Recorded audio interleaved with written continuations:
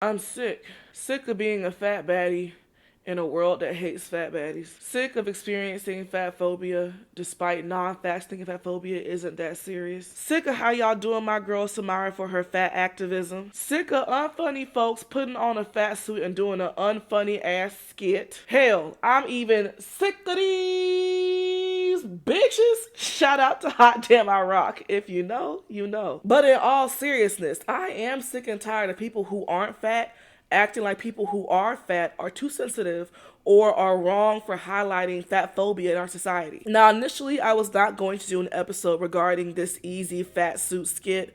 However, when I took a step back, I realized that, no pun intended, the topic is much bigger than that unfunny ass skit and needs to be discussed. Because between watching the reactions to Samyra's fat activism and the reactions to this unfunny fat suit skit, I'm left with a few questions. Questions like, how deep does your hatred for fatness run? How much do you believe that fat folks should just shut up and be the butt of the joke and not complain about it because after all, it's their fault that they're fat anyway? And is Samyra's content really that annoying? Or is she just holding up a mirror to a part of society that you don't have to exist in and you don't want to look at it? And it's these questions I'll be answering and more in this episode. So, fat phobia, Samyra's fat activism, and an unfunny heifer in a fat suit. Okay, no, but can we talk about this one, y'all? Oh, can we talk? Can we talk about it? Can we talk? Can we talk about it? Can we talk? Can we talk about it? Can we talk? Can we talk about it? Hey y'all, it's your girl Cindy Noir, and welcome back to another episode of my show, The Cindy Noir Show. If you can hear in my voice, yes, I am battling a sinus infection and it is winning. But my podcast is picking up steam and I don't want to lose momentum by not posting an episode this week. And I don't want to miss out on having this important conversation. So here I am. I just ask that you all bear with me through this episode because I know I sound like shit. And I apologize for that, but I have a lot that I want to address, and I'm going to do my best to address it.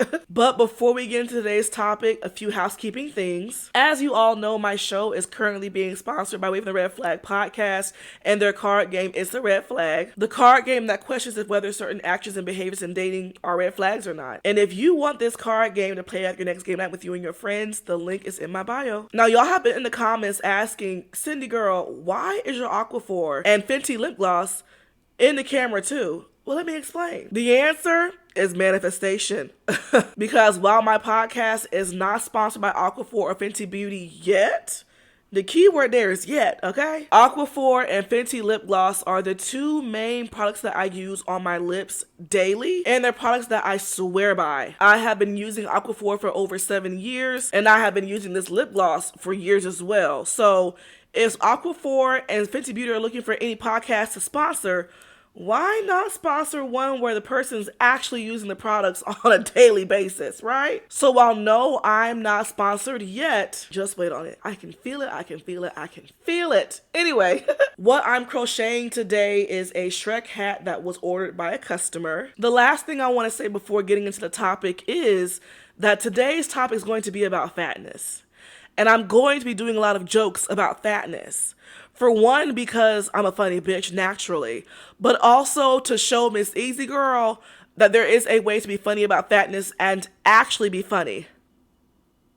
Right. So to those of you all who are watching and listening, it is okay to laugh. I invite it, I welcome it, and I'm okay with that. However, what I am not okay with is if I see any harmful or fatphobic jokes in the comments of this episode. Any harmful jokes that I see will get deleted and you will be blocked. I am okay with you all joining in on the laughter, but I am not okay with you all facilitating harmful jokes about fatness. So, now that we have that understanding, let's go ahead and get into today's topic, shall we? What happens when a fatphobic society gets called out on its fatphobic tendencies? A whole lot of bitching and complaining. That's what. Samyra is a social media fat activist or factivist, making it her duty to make society aware of just how unfair and prejudiced it is to fat people. Her fat advocacy shows up on social media in the form of making content of her going into stores that claim to sell fat and plus size clothing and challenging them on that. In these videos, she can be seen interrogating these stores on whether or not they sell plus size clothing actively in store or online only, and trying on these clothes to see just how plus size they really are. While her factivism is actively appreciated by a lot of fat and non-fat people, there is a growing number of non-fat and fat folks who find her content to be annoying, saying that her content has no purpose and she is fighting an uphill battle she will not win. As of recently, a loser, a social media has-been, an irrelevant, an internet comedian by the name of Ezee took it upon herself to buy a fat suit, sit in a makeup chair for fat prosthetics, and make a totally and completely unfunny fat skit, clearly mocking and throwing jabs at Samyra and her content. In this skit, Simple Samantha can be seen going into Walmart and stealing Samyra's flow word for word, bar for bar, asking about a plus size section, and even going into the fitting room and trying on plus size clothing. She also went as far in this video as to mock Samyra's commentary of diet culture being featured on a parking meter. This skit has gone viral and resulted in the majority of social media calling Elementary Ezee out for that lame ass skit, but it has also resulted in a lot of non-fat and fat folks who found the video funny and want people to lighten up and take a joke. In response to all the backlash, Basic Betty has been seen on live saying things such as Black women are way too sensitive and need to lighten up, and that her inspiration behind the skit didn't come from Samyra but instead came from Norbit, a movie that has not been relevant since 2007. She has also appeared back in the fat suit on DD Go to Hell or DDG's live stream, where she allowed for DD Go to Hell and some random white man who I do not know to grope and touch the fat suit inappropriately, which is telling to say the least, and has left me asking questions. Now, I will not be addressing the skit until the end of the podcast because that skit deserves the least of my time and attention, okay? The first thing I want to discuss is my experience of being a fat Black woman in a fatphobic society. So what makes me qualified to speak on this topic? Well, for starters, experience. I have always been a chubby and or fat girly. I was a chubby girl growing up, and I've been a fat woman my entire life. Now, people can be fat for a lot of different reasons. There is medical conditions, hormonal imbalances, disabilities, severe trauma reactions, and mental health issues, and any and everything in between. As for me, the reasoning behind my fatness can be boiled down to 3 reasons: undiagnosed ADHD, mental health, and a bitch just ate too much and exercised way too little. That's my story and I'm sticking to it, okay? I developed the trauma response of emotional eating at a very young age, and with me having undiagnosed ADHD, I hyperfixate on foods and then will eat the same food over and over and over and over and over and have my entire life. However, the food was never salad. The food I hyperfixated on was never salad or broccoli. It was always a snack cake or a fast food meal. So that's how we got here. So when I tell you that I know ball, trust me, I know ball. I have plenty of experience in gluttonous ass behavior, and I'm not ashamed to say it. I have been there where you order for 2, but it's really all for you. I have been there where you go and order Checkers fries, but then get a Burger King Whopper, but then get a Wendy's strawberry mango lemonade. Trust me, when I tell you I know ball. I know ball so well that ball knows me, okay? So now that we have my credentials out the way, let's discuss how my fatness shows up in society and how society treats me. A lot of non-fat people do not understand that fatness in a fatphobic society is hierarchied. It is tiered. And what determines what tier you're placed in this hierarchy is how your fat falls on your body. Basically, the curvier you are in your fatness, the more privileged and the better you're treated. The less curvaceous you are, the less proportionate your fatness is, the less that your fatness gives you a fat ass or big boobs and a small waist, the worse you're treated. So for me, I am considered to be a curvy fat. I'm also considered to be a small fat, meaning the way that my fatness falls on my body gives me a curvier shape, and my fatness is more compact against my body, so it doesn't spread as wide. So how that manifests is there are women out there that I weigh way more than, but because of how our fat falls on our bodies, I look smaller than them, and it's very fucked up. And it's honestly why I don't really do too much fat advocacy in my content, because I recognize my privilege. One of my biggest pet peeves in the fat community is seeing small fat or curvy fat women try to be the face of fat body acceptance. I hate it because it is so much easier for you to preach body acceptance and body confidence when people don't call you fat, they call you thick because of how your fat falls on your body. I really cannot stand to see a size 14 or 16 curvy fat woman encourage the girls, take off the jacket. Girl, wear the bikini. That is so easy for you to say, girly, because when you take off the jacket, you get phone numbers. You get attention. You get called slim thick. You get praise for how your body looks. Like, sis, you have a Coke bottle figure. Of course, when you take off the jacket, you're getting a positive, more warm reception. A woman with a triangle-shaped body figure or who has more of a boxy body shape, if she removes that jacket, she could face ridicule, scrutiny, or being seen or just not being noticed at all. So I would so much rather amplify the voices of the fat women out there whose bodies are not deemed desirable by society. I would so much rather hear them speak on self-confidence and how to navigate a society that hates you and doesn't want you to exist. Because I feel like that advice is so much more impactful than the advice of somebody who society already wants to see. With me being a curvy fat, I do experience privilege. It depends on the room that I enter. If I enter a room and I'm the biggest girl in the room, there is a high chance that I'll experience more fat phobia than privilege.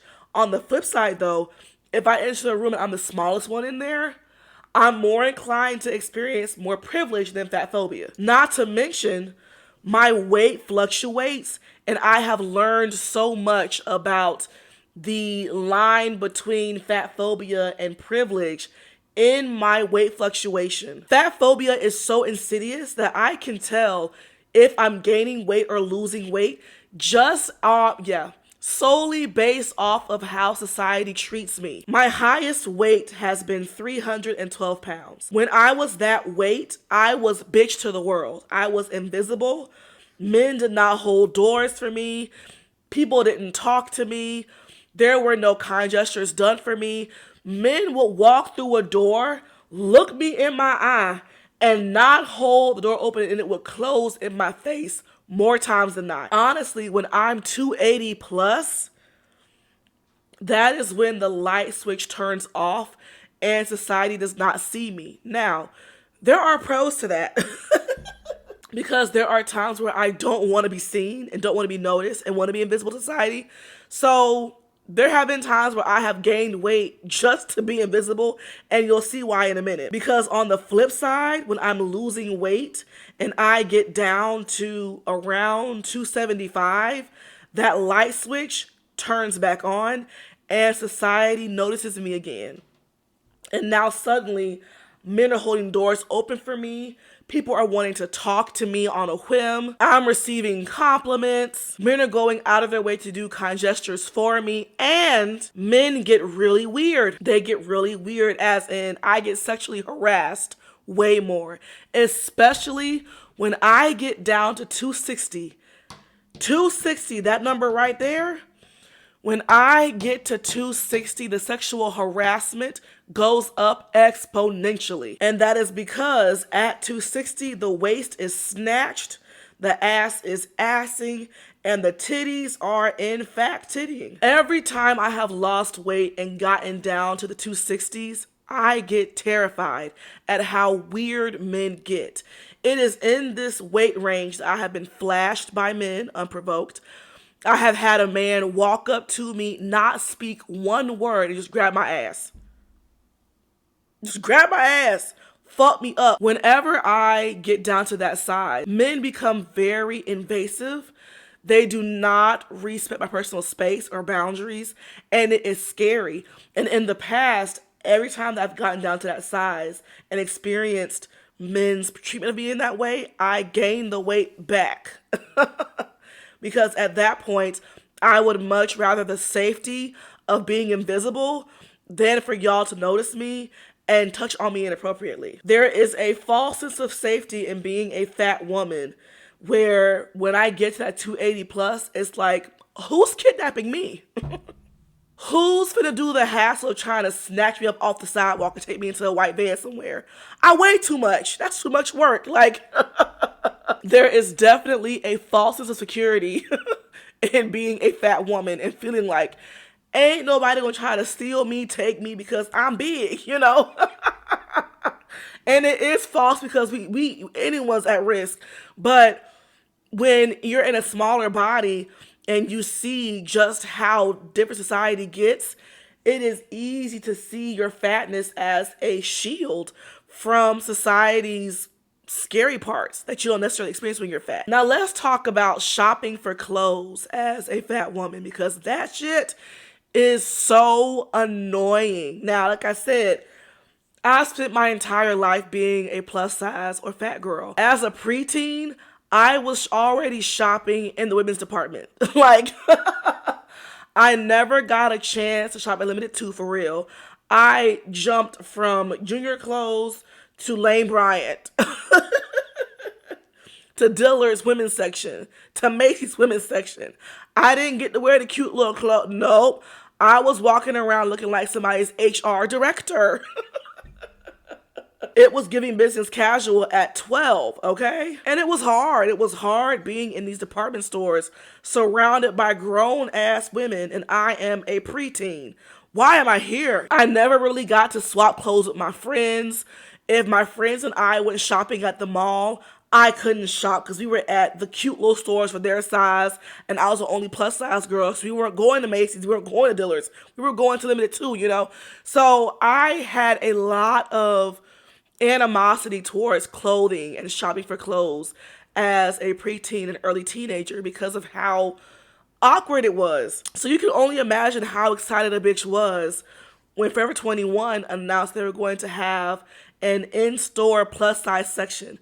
And I believe they were the first store to do that. Girl, I was so excited. And I remember when it finally dropped, running to the mall, and being immediately disappointed. Because, for one, the plus size section was all the way in the back. They said your fat ass could stand to walk a little extra, take your ass on to the back, walk past all the straight sizes, see all their cute clothes, and take your fat ass on to the back. I then get to the back of the store to find the plus size section in complete and utter disarray. Clothes all on the floor. No cute little display for real. Just a hot mess is what I saw. And upon further investigation, all I'm seeing are ugly ass clothes. Floral print on every goddamn thing. Shoulder cutouts on every goddamn shirt.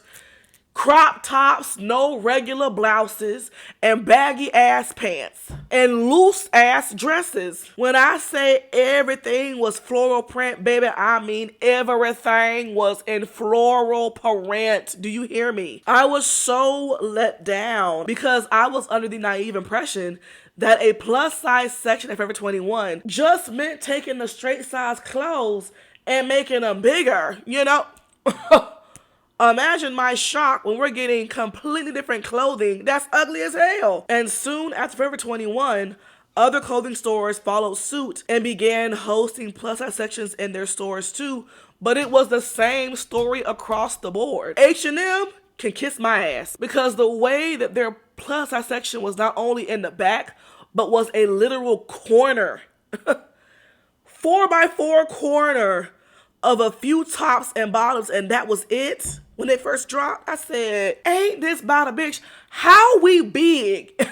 And y'all got our big asses in this small space, clothing racks all smushed together, got us all on top of each other in the plus size section. Target had the nerve to put the plus size section next to maternity. That was crazy. Still got it that way if I'm not mistaken. Why are we next to pregnant bitches? This is crazy. Then Torrid had the nerve to come through. And Torrid, girl, fuck you. Because the way that y'all make a complete mockery of plus size clothing, floral print, shoulder cutouts, and Mickey Mouse ass graphic tees, please, please, be so fucking for real. When I found out that we were getting a full-fledged plus-size store that was for the young girls, not Lane Bryant, I was amped, I was pumped. And imagine my disappointment when I walk into Torrid and all them clothes is ugly and big as hell.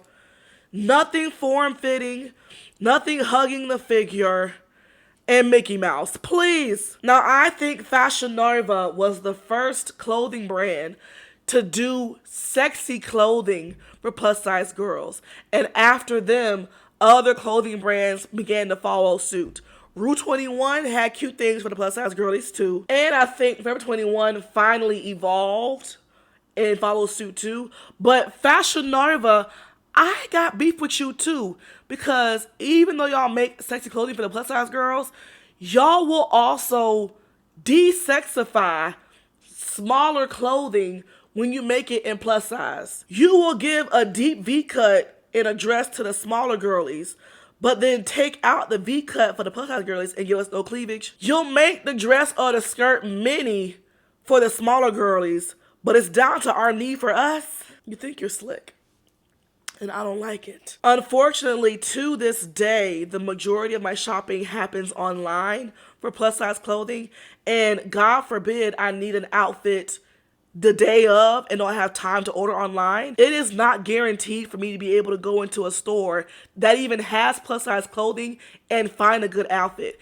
And all I need is a 2X. More times than not, these stores do have my size, and it is still a gamble. Imagine being a 3X, or 4X, or 5X. Right. Now, one of the most interesting aspects of being a fat girl in a fatphobic society is how I'm perceived by others. Especially because I'm a fat girl who loves myself and have self-confidence. People genuinely assume that to be fat means you hate yourself. And they will treat you based off of their assumption of that. People are actively shocked when you are a fat girly who loves the skin you're in. Especially when you have more confidence in yourself than they have in themselves. Oh, they don't like that, especially women. Let me tell you something. To be a fat woman who is confident in herself more than a skinny woman, good luck, girl. Don't be friends with her. Don't let y'all be friends. That friendship ain't lasting long, okay? That friendship is not going to succeed because those skinny bitches who hate themselves will hate you for loving yourself in a body you should hate. Oh, honey. Don't be the only plus size girl going out with a whole bunch of skinny girls and men only approach you. Woo! Don't be the only plus size girl in a friend group and men are only checking you out. You want to see some true character? See how your skinny friends react to you, the fat one, being noticed by men and them not being noticed by those same men. You will learn a lot about a woman when she views herself as the status quo and she is not treated like the status quo over you. But what's also crazy is even despite your confidence, people will treat you like you should hate yourself. They'll ignore it and continue to treat you like your fatness is your entire label and you should not see yourself in any kind of positive light whatsoever. Especially when you date men. My God, today. The amount of times I have experienced men who projected their perception of me onto me, which was the assumption that because I'm fat, I'm desperate. Because I'm fat, I'll take anything.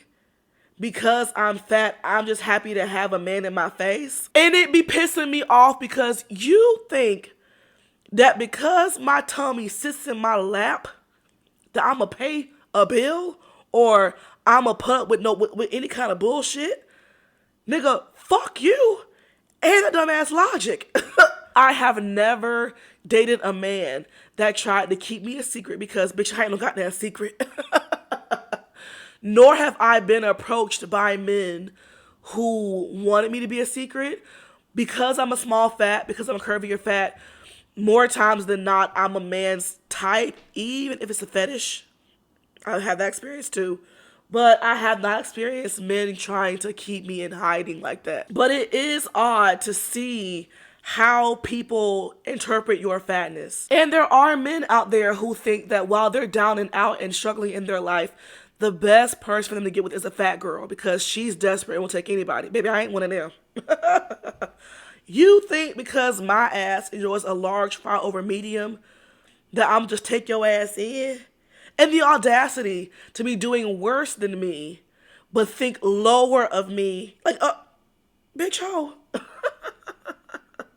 But it does pain me whenever I do see fat women taking in men who ain't got it like that out of desperation. Like, girl, please get up. And we ain't the only ones to do it because the skinny women out here doing the same shit. I don't like when I see that and it upholds that stereotype because it's like, girl, this man is actually looking down on you and you being with him. Like, this man thinks that despite him having no car, no job, and barely any balls, that he's doing your fat ass a favor and being with you. Your fatness has him thinking he's superior to you, and you're more stable than he is. Levantados, por favor. Por favor. That is a good summation of my experience of being a fat woman. So now that I've explained my experience of being a fat woman in this society, let's get into why fat activists are needed, because they are. Fatphobia is a form of systemic oppression,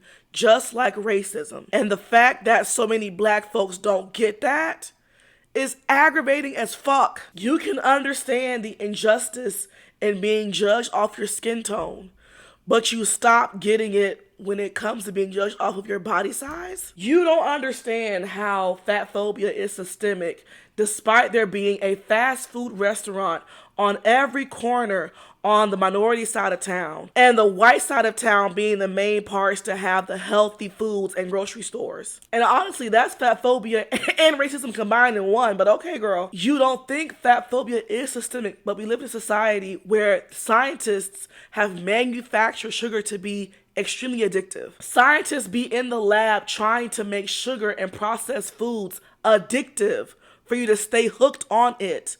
They are in the lab trying to make sugar access parts of the brain that certain hardcore drugs access. But you think being fat is just a choice for everybody. You don't believe that fatphobia is systemic, but we live in a society that wants to keep Americans sick, to keep the healthcare industry booming. And a huge way of doing that is to encourage fatness, to make fast food and processed foods cheaper and healthier foods more expensive. That's all systemic oppression. But y'all think that fatness is a choice. You don't think fatphobia is systemic, but we have scientists who are now trying to find ways to override the impact of GLP-1s in food. We got scientists in the labs right now trying to figure out how to make food so addictive that it overrides GLP-1 medication. All for money and capitalism and greed. But fatness is solely a choice. You don't think that fatphobia is a systemic issue, but in a society where black women have the highest mortality rates in childbirth and postpartum because of assumptions made about the color of their skin, fat people have died at the hands of medical discrimination because doctors assumed that their issue was their fatness, when they had an entirely different medical issue that was irrelevant to their fatness, and were sent home and told to lose weight and died because they had a tumor in their brain instead. Hello? But fatness is optional, and it's all in our head, right? Okay. Fatphobia is so systemic, it has even made the embarrassment and shame in fatness systemic. Despite people getting bigger statistically, airplane seats have gotten smaller. And while that's partially to fit more people on a plane, yes, there's fatphobia in that too. Our society has literally set people up to be fat and then will turn around and punish them for being fat. In a society where you can spend more money buying processed foods that will last you longer than healthier whole foods, and you're not paying people livable wages, you would think grace would be applied, and yet our society has made fat people the meg of society. Our society makes fatness so easy and then turns around and makes it incredibly hard to shop for fat bodies. Our society makes fatness so easy and then turns around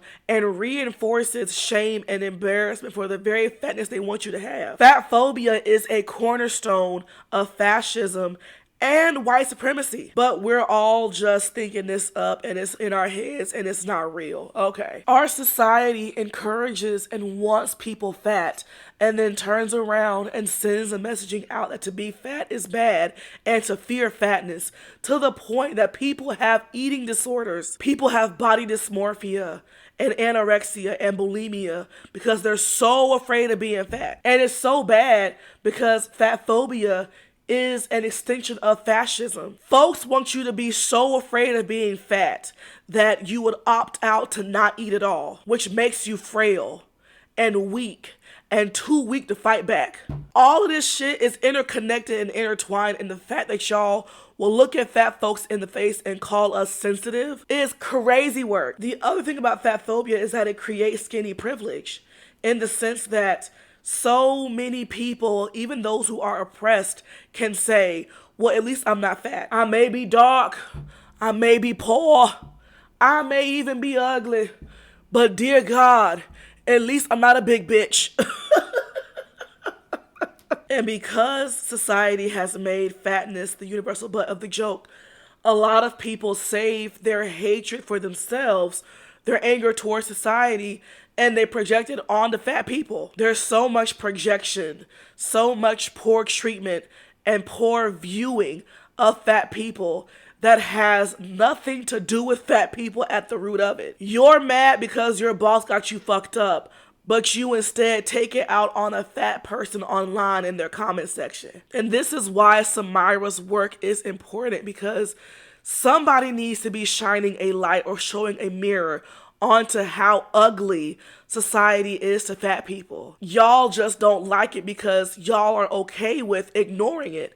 Y'all, the way that y'all act towards Samyra being a factivist is the way that white folks act towards blacktivists.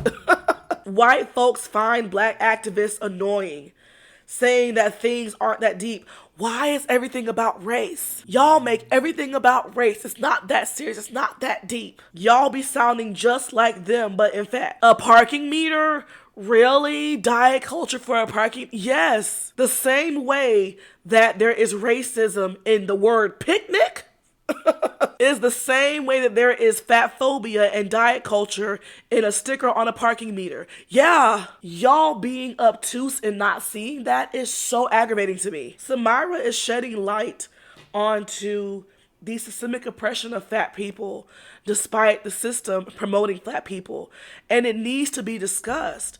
And if you don't want to hear about it, just block the girl and keep it pushing. But she is talking about things that need to be talked about. Samyra isn't just advocating for those who are fat today.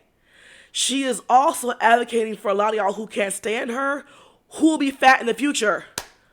Let's wake that up. It's a lot of y'all who are skinny today, who find her content annoying, who are fat phobic as fuck, who are having one child away from being fat your damn self, one medical condition, one hormonal imbalance, one disability away from needing to shop in the very plus size sections she's advocating for. And that's what's also really funny to me. It's a lot of y'all in your 20s who are a size 6 right now, who'll be a size 16 in about 10 years. Weight gain is a part of aging, babes. And that isn't me wishing fatness on anybody. I'm not wishing this shit on y'all. You're fine. But what I am saying is, it is a whole lot of could never be me's, shaming Samyra, and being fatphobic, and laughing at Ezee's fat suit skit, who I would love to see in about 2 kids. Who I would love to see when you hit 30 and that metabolism begins to slow down. Because let's be real, fat folks aren't the only ones who eat crazy. A lot of y'all skinny minis eat atrociously. But that metabolism has your back. For now. Okay? The very factivism that she's fighting for that y'all are annoyed by and shaming her for, you may need in the future, in the futuro.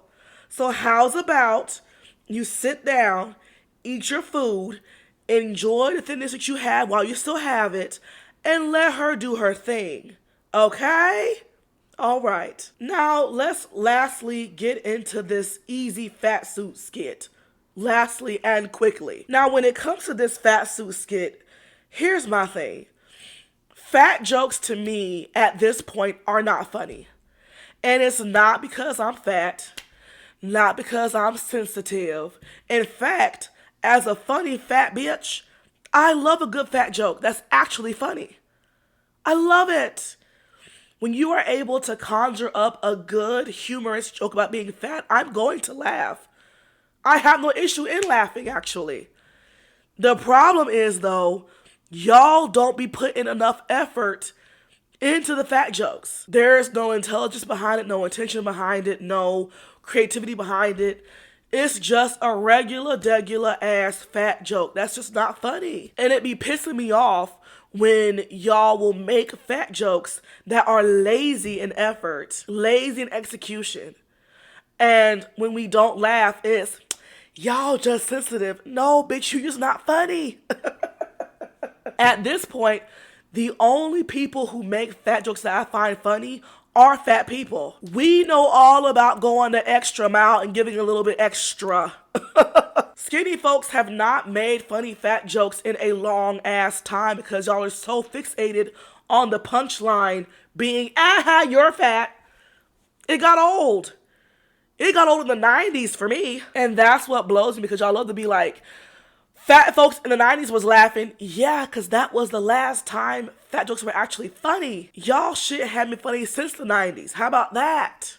You think about that? Back in 2007, I remember watching Norbit and laughing at everything else but Respucia. Because it was just not funny. Between the cheap shot fat jokes and the colorism of it all, I wasn't moved even at a young age. And that blew me because why couldn't Respucia be a light-skinned fat woman? Juxtaposition between Respucia being a fat, dark-skinned woman and his love interest being skinny and light-skinned, I couldn't take it. It was too obvious. Why couldn't he have had 2 light-skinned bitches, 1 fat, 1 skinny, battling it out? I didn't find it funny for real. And if you notice, there really hasn't been any other fat suit funny movie since. Marlon Wayans, baby, we ain't talking about that sex couplet lame-ass movie. Please.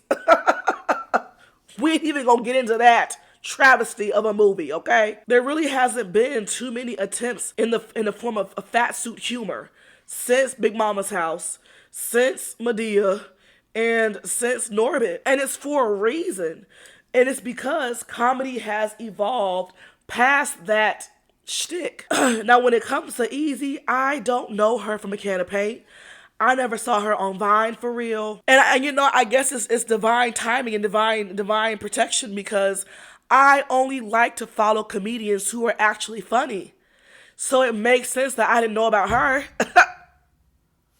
But what bothers me so much about Ezee's fat suit skit is the fact that, girl, you didn't stand 10 toes on who inspired the skit.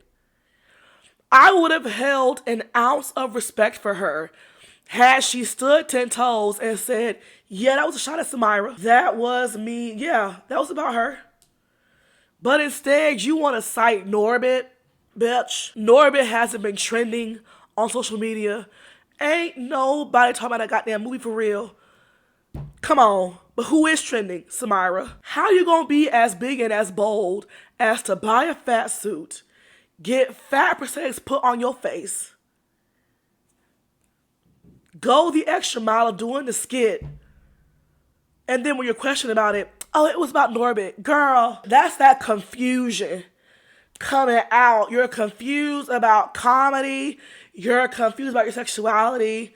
You're confused about who the skit was for. Just a confused ass bitch all around. And then for you to turn around and say that black women are so sensitive when you're a black woman. If you have to say that to defend a joke that you made, the joke wasn't funny, Bookie. Because you know who's funny as fuck? Black women. We're hilarious. And we love a good joke.